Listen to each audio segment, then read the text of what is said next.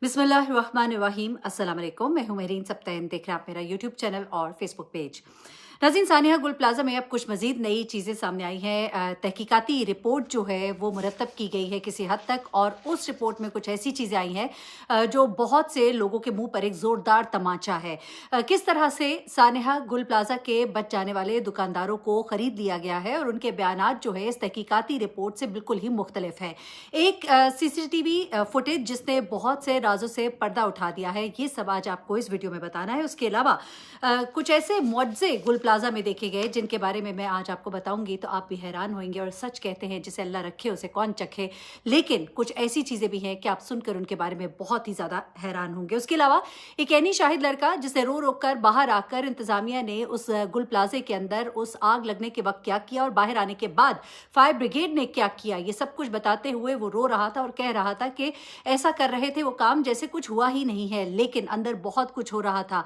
क्या वाकया बताया ऐनी शाहिद ने। और उसके अलावा कुछ और ऐसी चीजें हैं, इंसानी बाकियात के 4 हौलनाक बैग्स जो कि सामने आए, और इन बैग से मिलने वाली हड्डियों के चूरे और हड्डियों के छोटे छोटे टुकड़े किस तरह से बेकार और नाकारा हो चुके हैं कि इनमें DNA मौजूद ही नहीं, DNA जाया हो चुका है जलने की वजह से।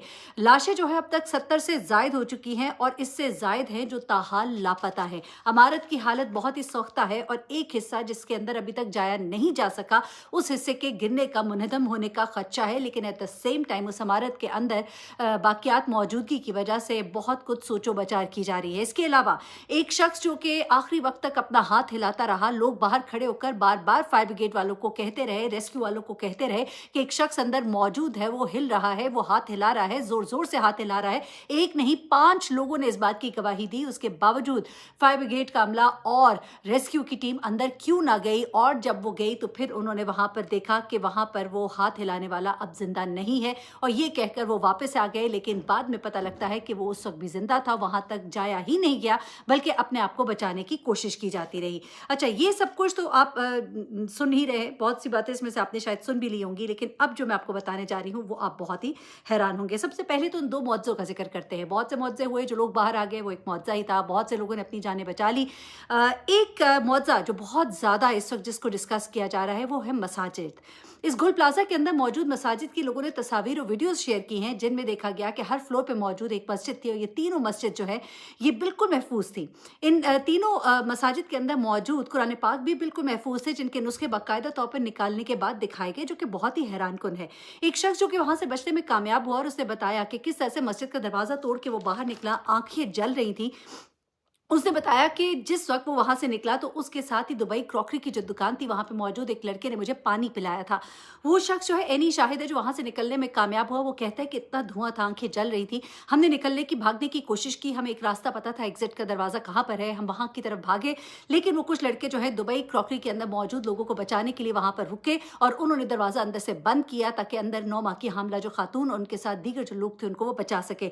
तकरीबन वो कहता है कि 9 माह की हामला खातून के साथ 3 औरतें और मौजूद थी और 11 लोग उस दुकान के अंदर मौजूद थे, यानी कि तकरीबन आप कह लीजिए कि 14 एक लोग जो है वहां पर उस वक्त मौजूद थे, और एक शख्स जिसने उसको पानी भी पिलाया था। वो कहते हैं कि जब मैं बाहर निकला, मैंने बाहर निकलने के बाद, क्योंकि वो कहते हैं हमने मस्जिद का दरवाजा तोड़ा, वो भी वहां से निकलने वाले थे, यानी कि मस्जिद के रास्ते से। इसका मतलब ये है कि मस्जिद जो है वो महफूज रही बहुत सारी तबाही से। उसके अलावा एक मस्जिद जो कि बिल्कुल सीढ़ियों के नीचे थी, उसके बारे में भी कहा जा रहा है वो बिल्कुल ही महफूज रही। अब ये शख्स जब बाहर आता है तो ये कहता है मैंने बार बार रेस्क्यू वालों को कहा कि अंदर वो लोग मौजूद हैं, दुकान के अंदर मौजूद है, अंदर जाने का रास्ता है, थोड़ा सा पानी मारने से आप अंदर जा सकते हैं, उनको बचा लीजिए, अंदर खातून भी है जो कि 9 माह की हामला है। लेकिन वो कहते हैं कि वो मेरी बात को सुनी अनसुनी करते रहे, एक दूसरे की तरफ देखते रहे, कोई अंदर जाने के लिए तैयार और राजी दिखाई नहीं देता था। मैं उनको बार बार वीडियोस और तस्वीर उन लोगों की दिखा रहा था, लेकिन वो मानने को तैयार ही नहीं थे और कहते थे कि हमारे सीनियर्स को आने दो, फिर हम फैसला करेंगे। उसके बाद वो कहता है कि ये लोग जिस तरह से पानी फेंक रहे थे, इस तरह लग रहा था कि गोया वो पौधों को पानी दे रहे हैं। इस कदर उनका रवैया जो है वो संगदिलाना था, कहने के बावजूद भी, और घंटे घंटे के बाद तो पानी की गाड़ी आ रही थी। उसका ये कहना है कि ये जो कुछ भी हो रहा था, जितने लोग ज्यादा मरे हैं, उसकी वजह जो है इनकी नालायकी और नाअहली भी है। अच्छा, अब मैंने आपको गुज़िश्ता वीडियो में बताया था कि किस तरह से ये आग बड़ी तेजी से फैली, और ये आग जो कि कहा यह जा रहा है कि आम आग नहीं थी, ये फायर ब्रिगेड के चीफ ने भी कहा।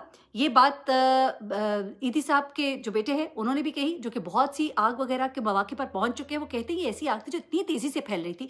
जो वहां पर लोग मौजूद थे वो भी ये बता रहे थे कि आग 1 सेकंड में जहां से ओरिजिनेट की है उसके बाद पता लगता है कि हर दरवाजे से वो आग जो है 15 मिनट के अंदर अंदर बाहर थी।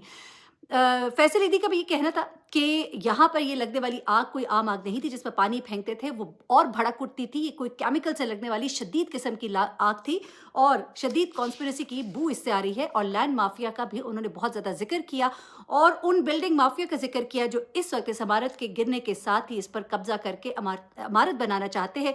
ये 3 मंजिला इमारत जिसको कि अब 13 मंजिला इमारत में तब्दील करने की ख्वाहिश है। उनका खदशा था कि कुछ इन ही लोगों की ख्वाहिशात का नतीजा है कि यहाँ पर ये जो आग इस तरह से लगी और ये सब कुछ जो हुआ, जिस तरह से गाड़ियां लेट पहुंची, पानी का इस्तेमाल और जो कुछ भी होता रहा, वो बता रहा था कि आग को बुझाने की कोई नीयत ना थी। अब जरा सुनिएगा कि जो नई तहकीकाती रिपोर्ट आई है और किस तरह से इस मॉल के अंदर दुकानदार जिनकी दुकानें हैं या जिनका माल यहाँ पर था वो बिक गए हैं। मैं अब आपको 2 चीज़ें आपके सामने रखूंगी। एक तहकीकाती रिपोर्ट जो कि ओरिजिनल रिपोर्ट इस वक्त सामने आई है वो क्या कह रही है, और ये दुकानदार इन्होंने एक हंगामी प्रेस कॉन्फ्रेंस की है जिसमें उन्होंने ये कहा कि नहीं जी, कोई दरवाजे बंद नहीं थे, दरवाजे सारे खुले थे।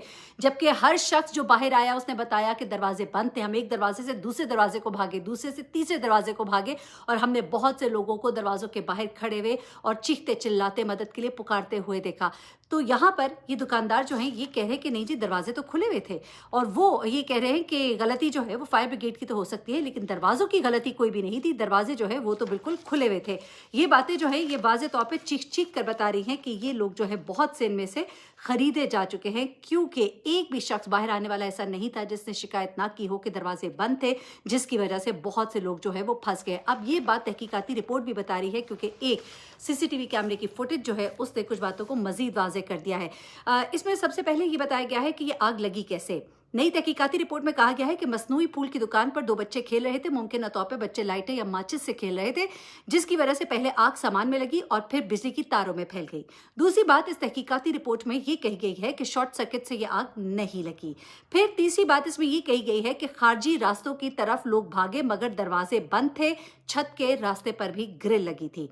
फिर वो कहते हैं कि जी इमारत का सीसीटीवी मुतासिर तो हुआ लेकिन एक सीसीटीवी की मदद से ये टाइमलाइन तैयार की गई है, बल्कि 3 सीसीटीवी की मदद से ये टाइमलाइन तैयार की गई है जिसमें ये बताया जा रहा है कि 10:07 पर इमारत को आग लगी पिछली तरफ। 10:12 पर एम्बुलेंस आई। चलिए ठीक है, मैंने आपको गुज़िश्ता रोज भी बताया था कि एम्बुलेंस वहाँ 5 में पहुंची है और एम्बुलेंस के जो चीफ है, जो फायर फाइटिंग के चीफ है, उन्होंने बताया है कि ये आग कोई आम आग नहीं थी, ये केमिकल वाली आग थी। ये कुछ बहुत ही मुख्तलिफ मामला है जितनी तेजी से ये फैली। अब जितनी तेजी से ये फैली वो तहकीकाती रिपोर्ट में सीसीटीवी कैमरा की फुटेजेस की मदद से बताया गया कि 10:07 पर यह आग लगी और 10:07 पर इमारत की पिछली तरफ लगी और 10:18 पर इमारत की अगली साइड यानी कि एम ए जनाब अली रोड पर लगी है। यानी कि तकरीबन 11 मिनट के अंदर पिछले हिस्से से लेकर आग अगले हिस्से तक पहुंच गई। यहां से आप अंदाजा लगा सकते हैं कि ये आग कोई आम आग नहीं थी। इन दुकानदारों से पूछने की ज़रूरत है कि उनका दीन और ईमान कहाँ गया। उन्होंने लोगों की जली हुई हड्डियों पर जो एक अपनी दुकान चमकाई है, इसका वो जवाब अल्लाह को क्या देंगे। एनीवे, इसके ऊपर अभी बहुत कुछ सामने आने वाला है। एक और मुआवजा जो सामने आया जहाँ पर एक शख्स, उसके 2 बेटे जो है उनमें से वो खुद और अपने बेटे के साथ तो किसी तरह से दरवाजे से बाहर आए, उनके 2 बेटे जो है अंदर फंस गए थे। वो बेटे जो है वो छत तक पहुंचने में किस तरह से कामयाब हुए और फिर छत से वो 7 वाली छत पर और उसके बाद वो बचने में कामयाब हुए। जिसे अल्लाह रखे उसे कौन चखे, उनकी किस्मत में ज़िंदगी थी मौजूद और उन्होंने जिस तरह से अपनी जान बचाई है, और बचाने वाली तो जाहिर सी बात है रब की ज़ात है, और उनकी ज़िंदगी जो है अभी थी तभी वो बच पाए। लेकिन ये भी मौज़े हैं, इंसान जब इन्हें देखता है तो फिर सोचता है कि वाक़ईतन ये इंसान की ज़िंदगी है जो अभी बाकी है और उसे कोई भी उससे नहीं छीन सकता है। मज़ीद कुछ चीज़ें भी सामने आ रही हैं इस वक्त। बहुत सी डिटेल्स हैं जो अभी और आएंगी, आपको शॉक करेंगी, आप दंग रह जाएंगे। जालिम लोग हैं जिन्होंने भी किया, अल्लाह ताला उन्हें निस्तो नाबूद करे। कुछ कोताहियाँ हैं, कुछ गफलत है और एक बड़ी कॉन्स्पिरेसी जो है हमें सामने नज़र आ रही है। अपना बहुत ख्याल रखिएगा, दुआ में याद रखिएगा। अल्लाह हाफ़िज़।